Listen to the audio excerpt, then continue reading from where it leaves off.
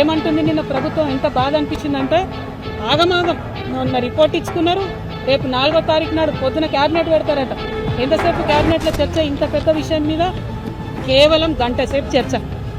తర్వాత వెంటనే అసెంబ్లీలో ఏం చేస్తున్నారు? షార్ట్ డిస్కషన్, అంటే చిన్న చర్చ, లఘు చర్చ. బీసీల విషయం అంటే అంత మీకు చిన్నగా కనబడుతున్నదా? బీసీల జనాభా అంటే మీకు అంత చిన్నగా కనబడుతున్నదా? బీసీలకు రాజకీయ సాధికారిత అనే అంశం మీకు చిన్నగా కనబడుతున్నదా? చిన్న చర్చ పెట్టి ఏం లాభం చేస్తారు మీరు? మీరు చిన్న చర్చ అసెంబ్లీలో పెడితే, లఘు చర్చ పెడితే దానివల్ల ఏం రిజల్ట్ వస్తుంది? మీరు పెడితే అసెంబ్లీలో బిల్లు పెట్టండి, అసెంబ్లీలో కౌన్సిల్లో బిల్లు పాస్ చేసి బాజాప్తా మీరు ఏదైతే చెప్పినో బీసీలకు అట్లా రిజర్వేషన్ ఇవ్వండి. మీ నాయకుడు రాహుల్ గాంధీ గారు మేమెంత ఉంటే మాకంత ఇస్తామని చెప్తున్నారు కదా.